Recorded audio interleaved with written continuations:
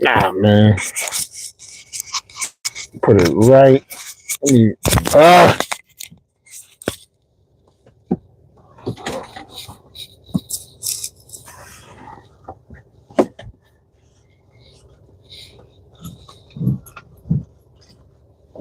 Mm, mm, mm, mm, mm, mm, mm.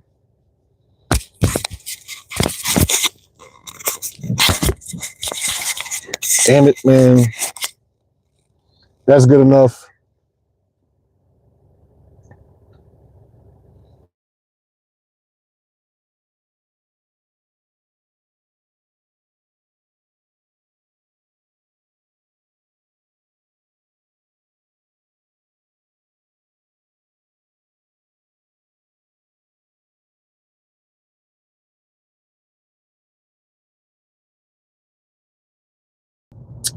But we here though. I gotta change these glasses. I know that much. I can't see shit far at all. My God. We gotta switch that up. Come on, man. I'm not gonna try to squeeze through truck. What are you doing? Thank God. Oh, that's much better. I need to go to that obstetrician. Is it an obstetrician? I can't even say the word right now. I gotta go to the eye doctor. I gotta get some real glasses. Like this is terrible, man.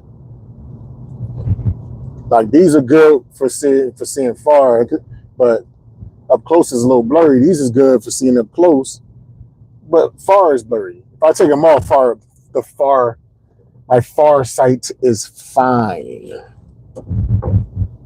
But yeah, man, it's the weekend. From what I'm hearing, it's supposed to be very nice tomorrow in Connecticut. I heard it was supposed to be like 78 degrees. I'm gonna do a little. What's up, Rahul? Rahul Sandeep. Finally, somebody with a name I can pronounce. Was good. And wanted to go to the Basketball Hall of Fame tomorrow. I've been living in Connecticut, Hartford, which is 30 minutes from the Hall of Fame, most of my life, since 1990. I drive past the Hall of Fame. I've been in the lobby of the Hall of Fame. And as much of a basketball fan that I was growing up, I don't know why I never actually went into the Hall of Fame. That don't make no sense. So the plan was to go there tomorrow if I didn't have to work in the morning. Of course, this would be the nicest day of the year so far. So, of course, they would schedule me. But it's all good.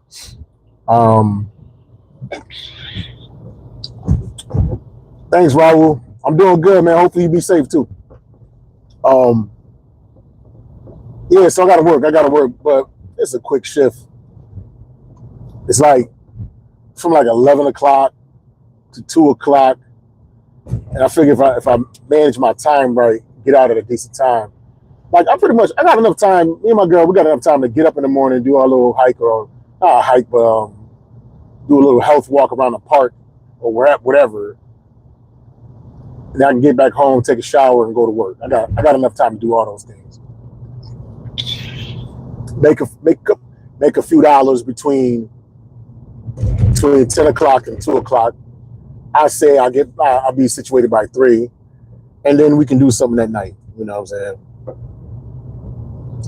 As it stands, I got booked for something for a church gig.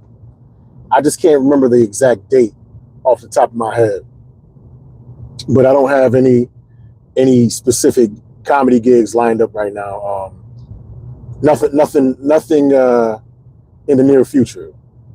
Like I'm doing a guest spot tonight at the Elbow Room in West Hartford, just to practice some stuff or whatever.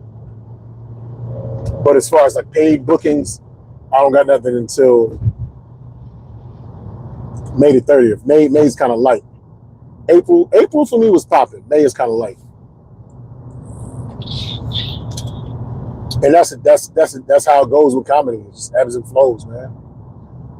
1 month the phone don't stop ringing. The next month the phone don't ring. It's the nature of the business, man. But I could stand to put my hand in a few more hats and a few more arenas. Like I don't like asking for gigs. I don't like doing that at all. But I could stand to email more people and people that have booked me.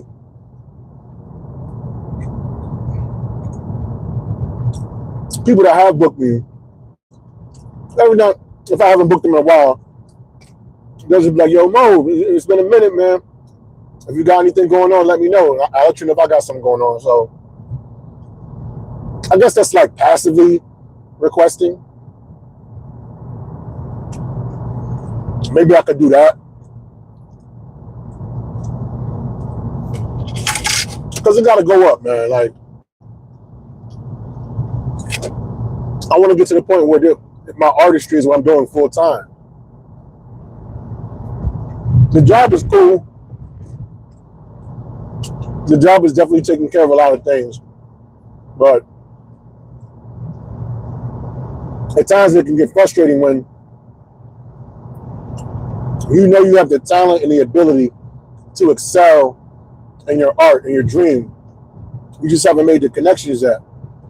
So you gotta eat, you gotta survive. So you do other jobs that you're good at but you're not passionate about. And it's a frustrating thing when the people's passion, the people that you're working with, they don't have the same interests and passions. I'm not saying I'm not passionate about the job. I take it professional. I'm professional, but a lot of these guys, they're lifers. Their passion. That's what they always. I wouldn't say that's what they always wanted to do, but that's their only focus. That job, their family, whatever. Whereas my focus is I'm using the job as a means to take care of me until I go to the next situation, until this comedy thing kick off full time. Let me be more specific with my words. I think if you put out vague to the universe in turn gives you back vague. So I need to be more specific. I can't be talking about I'm just doing this job and it's going to take care of me until I get to the next situation. No, I have to be specific of what that situation is, and that's me being a national headliner, full-time comedian, writer, actor. I'm gonna let entertainment take care of me. The looks are still there. Even though I'm eating this cookie, I'm losing weight. I'm looking better, but how I look, how my mind works and all that, in this physical reality, it has a shelf life. And if I want to maximize this experience, this physical experience, I got to put the pedal to the metal a little bit more, man, you know?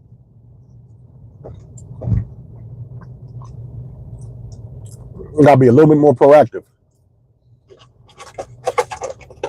Because it's like at my job, I'll make a mistake or, you know what I'm saying? My performance may not be optimal to standard. And it bother my coworkers, but like I said, I'm always going to try my best.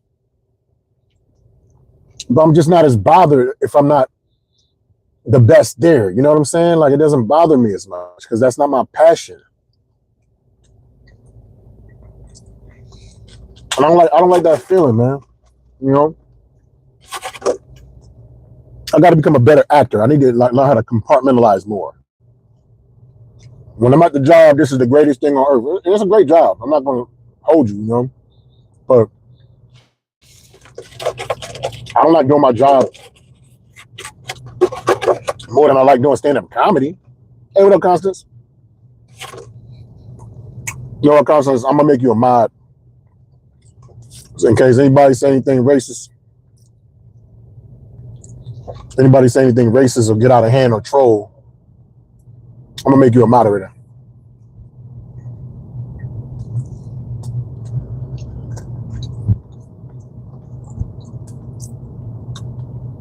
All right, I'm gonna make you a managing moderator since you're one of my most consistent fans.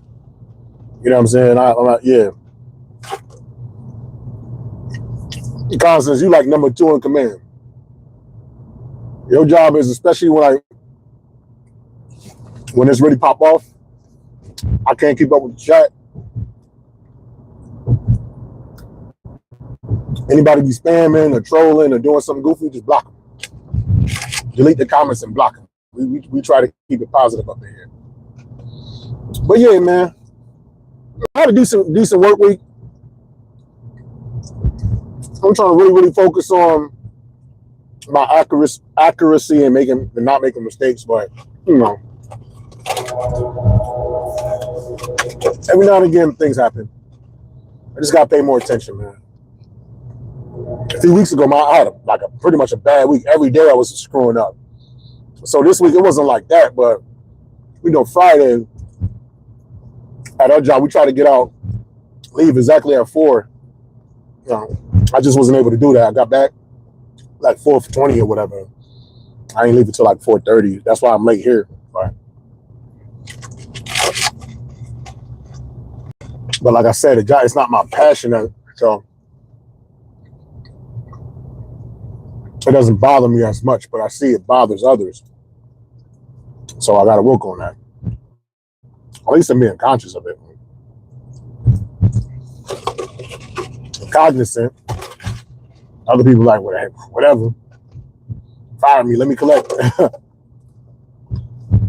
that's why I never want to go, unless I had to. I would never want to go into an unemployment situation again, man. As long as I got my brain, my wits, my faculties, I could walk, talk, move, and use my hands.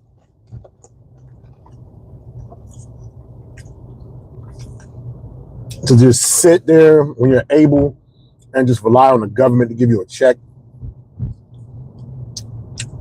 I don't like that, man.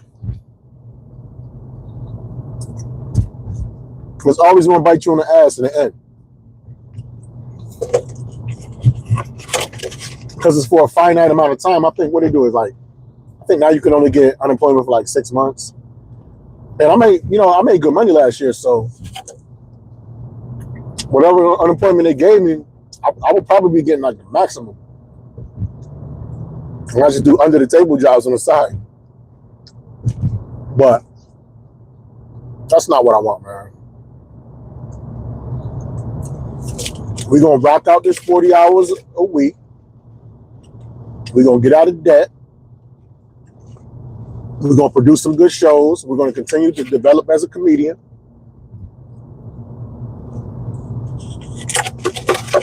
You know what I'm saying? We're going to make our name be known in a positive light.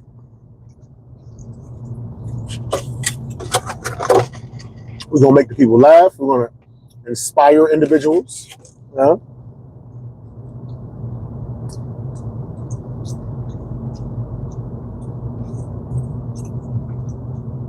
Weekend warrior, baby. This week I'm going to be kind of like, blah. Here go people passing on the right. Hey, they just got to speed in the traffic, cut me off on the right. Springfield, Massachusetts. I think there was a study done. They said the worst drivers in America is from Massachusetts.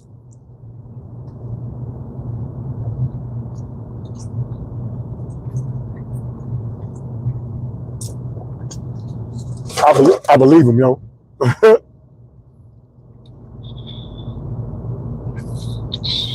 These folks is bugged out here, man. I don't know what it is. It's something in the water. Something. The DMV, they teach you how to be an asshole. In fact, when you take, matter of fact, it's not even called the DMV in Massachusetts. It's called the RMV. The Registry for Motor Vehicles. I should be RMV should stand for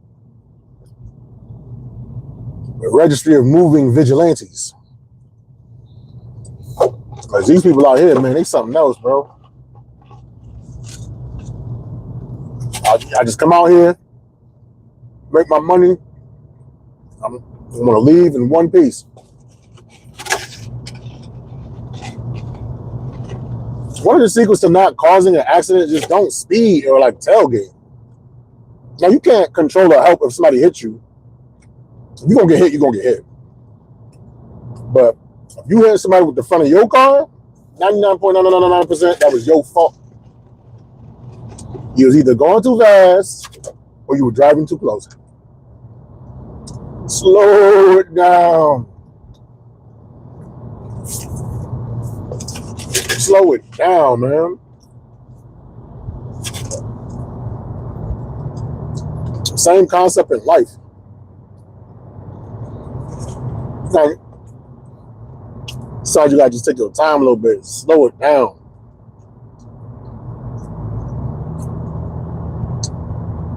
Evaluate a situation before taking a leap, making a decision. You know what I'm saying? Same concept. As below, so above. Whenever something emotionally triggers you, and your impulse is just everything is almost like a reflex.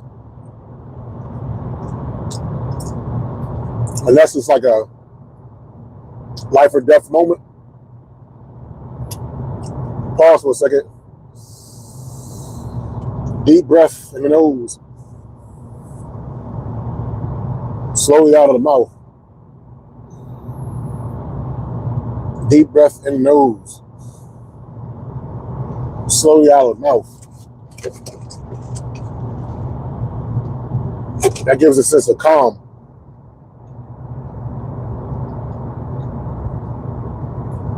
In that moment,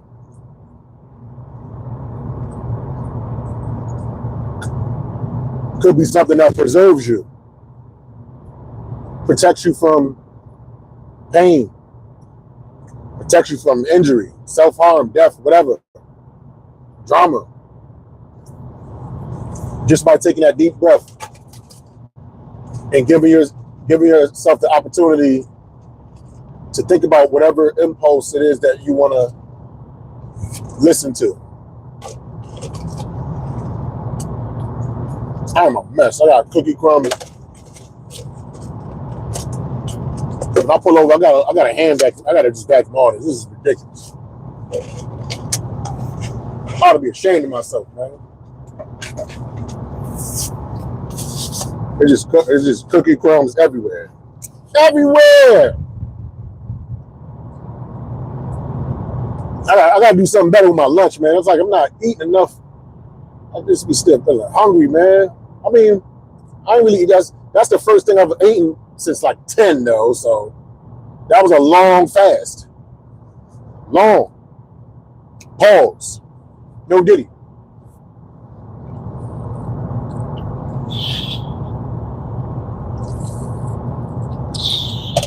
I like the fact that I'm definitely simming down.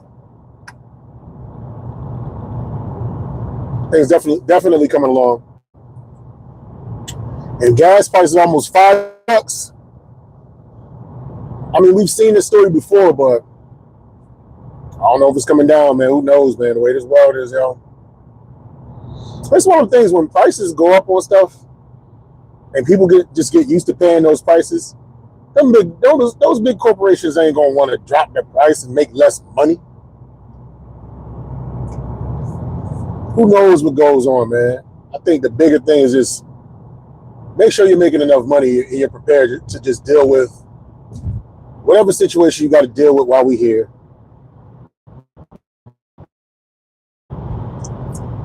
I spoke about this maybe in like 20, 30 episodes ago, but just the doom scrolling and just constantly watching like depressing stuff doesn't help anything. It just makes you more stressed out. Watching the news all the time, man, it just stresses you out more, makes you more distracted. makes you make more mistakes, makes you miss out on maximizing the moment. Sometimes you got to turn that off, or just turn on positive people. You know. Oh, what did I do last night? I didn't even talk about this. I got something to talk about. Last night, I was at Cox Communication in Enfield at their studios. It was on public access television, and it's called the Keep It Clean Comedy Show, and they do it like Johnny Carson style, like Savanda, that's her name. She's the hostess, and we're sitting at like a nice little desk, and she interviews each comedian or whichever person is on that show. Interview them, banter. We got the studio audience. It was pretty cool, man. Then I went up and I did my thing. I do me. Me. But I feel like I could have did way better, and it wasn't even my fault, and I'll tell you why. First of all, the show was supposed to start at 6. I told them I was going to be late, so they already understood that. I probably got there like 6:25. They were still getting stuff set up in the studio, getting the boards right, making sure the sound is right. There's a lot that goes into TV productions, even if it's public access. So then they finally get it. It took an uncomfortably long time for it to get started. Probably like 30 minutes after I got there, but they finally got it started. I think the show got started at 7:10. I got there at 6:30. It started at 7:10, and it was supposed to start at 6. So they gotta do something with their production, like getting that together, whatever. Well, you know what? From what I heard, a lot of people in there, they were students. They were just learning. So that's cool, whatever. Do my thing on stage, and then after, not on stage, as far as the interview, they do the interview first, then we do stage. I'll do my set after. First they said I got 12 minutes, but we went over time, just waiting to get started. They was like, nah, do 10. Then they went back and said, okay, do 12. And the camera girl says she'll give me give me an indicator, like give me the light. She'll give me the indicator of that it's like I gotta wrap it up or whatever. I'm like, all right, cool. Then they said, like, we got the studio audience like kind of off to the left, but they got the main camera like straight, like off to the angle, but like straight ahead. The way the stage is set up this way, but the studio audience is like kind of stage left a little bit. So to play to the audience, you gotta like kind of like do this. But it was like, no, don't do that. Like if you're gonna tell a joke or sell a joke, sell it directly at the camera, but don't look directly at the camera. Like look like above the camera, right? If you look right in the camera, it looks kind of crazy. You gotta look like above it. I'm like, all right, cool, but that made it kind of difficult because a lot of my jokes, I gotta sell it to you. I gotta look at you, but I'm like looking at them a little bit, but I'm selling the punchlines looking at the camera. You know what I'm saying? Or looking above the camera. So they was laughing. They was feeling my jokes or whatever.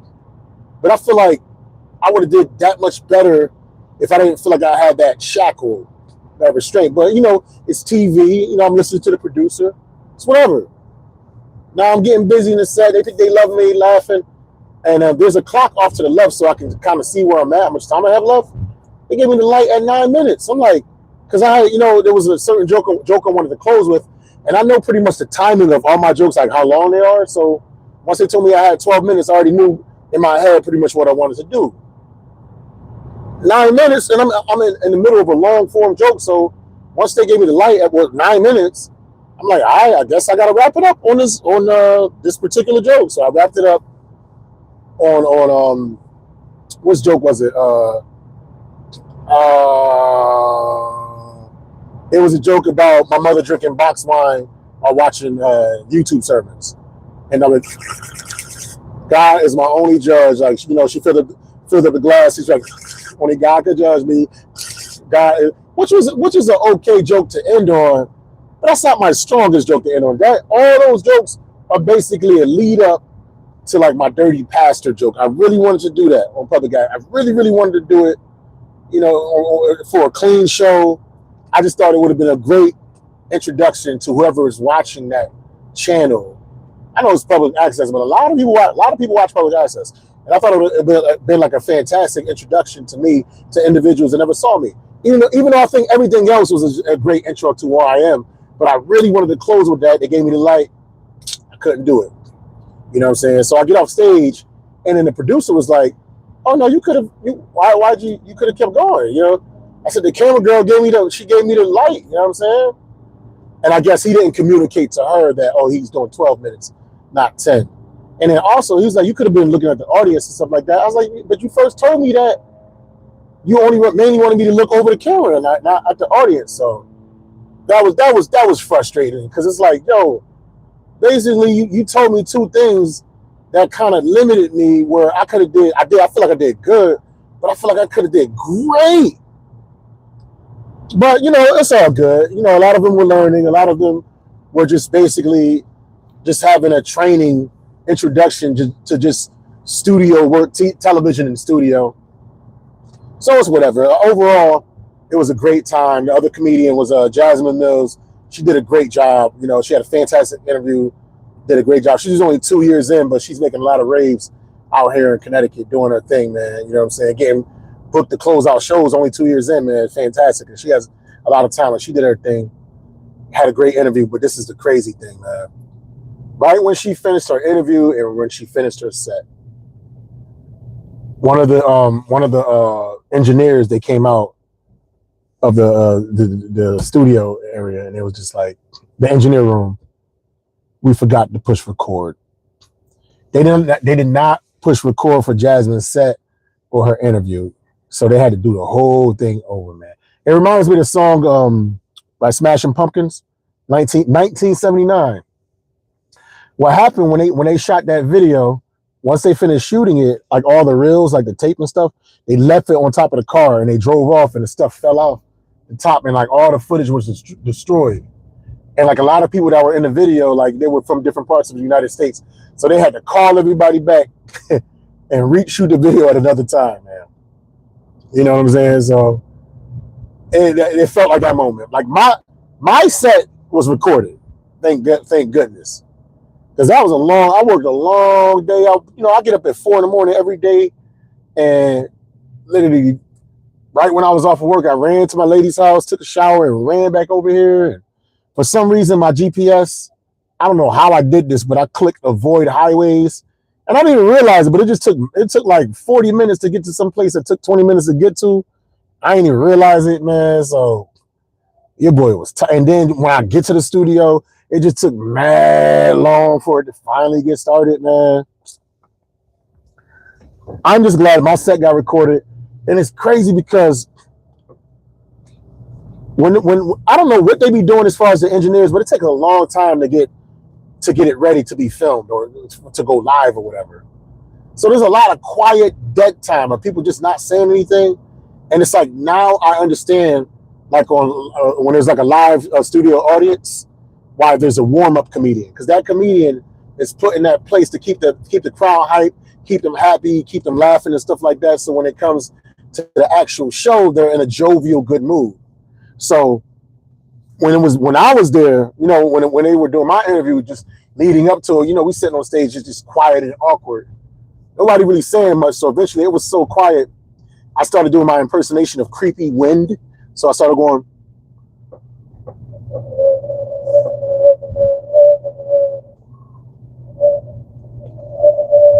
You know what I'm saying? And that made him laugh a little bit, but nothing too major. But anyway, I say that to say this. Once I was done, and then she interviewed Jasmine, she was just saying, oh, Jasmine, you're a great up-and-coming female comedian, black female comedian. You're very reminiscent of some of the greats already. Like she said, like Seymour. You remind me of Seymour. That's what she said, something like that. And I was like, Seymour. And one of the audience members, her boyfriend's a comedian too. He was an artist. We was next to each other. He was like, Seymour. And I whispered, I said, I think she meant some more. So once she finished interviewing her, and there's usually like a 5-minute whatever, they're getting stuff ready for her to do her stand-up. I said, Savannah, because at this point I'm in the audience. I'm like, Savannah, who is Seymour? What are you talking about? What female comedian you know named Sarah? I think you mean some more, not Seymour. You know, Seymour. I said, I never heard. And this is when I started being a comedian. I started joking. I was like, man, I never heard of a woman named Seymour before. Like, hi, I'm Seymour. and my pronouns are we. You can refer to me as we or Seymour. I'm going to Fendi to get myself a bag and purse because Seymour only wants the best. And it was mainly women in the audience. I had these chicks dying so much because I kept just doing like the Seymour voice. And one chick was laughing so much she had to get up and run out of the studio laughing. You know what I'm saying? And I was thinking to myself, if they had like a warm-up comedian in between there, you know, that could have filled up that empty space. But they're figuring it out on the fly. They're learning it. So not too much judgment. But overall, it was a real dope thing. It was a real dope way to lead into the weekend. And I told her, I was like, you need to get me back on that show. I got to run it back because I know what I'm capable of and I know what I can do. And you probably got only about 70% of me, and I'm trying to give you a 100%. So hopefully she'll get me back on relatively soon. It doesn't air until June, but once the first Friday of June or something like that. But once it airs, you know, and once I get the link, I'll share it with you guys. You know what I'm saying? I might do something. Eventually, I get my Streamlabs, and sometimes I'll do this at home. Maybe I do bonus rounds at home with my laptop, and maybe we can watch some comedy together. We can analyze it and assess my sets or whatever. You know what I'm saying? Maybe that could be the next evolution of the Tap In podcast. And with that being said, my young and up and coming comedians, my young and up and coming comics, there is no such thing as writer's block. If the comedy guys have not given you anything new to describe on that page, that is their way of telling you to focus on and perfect the things that you already have. Stay away from the nonsense. Stay away from the rumors. Stay away from the gossip. Stay away from the foolishness. Focus on the funny and lead with love. Life is not something that happens to you in spite of you. Life is an experience to behold, so get to beholding. With that being said, like, share, subscribe, leave a couple comments. Have a wonderful weekend. I'll see y'all again 4:30-ish Monday. Peace.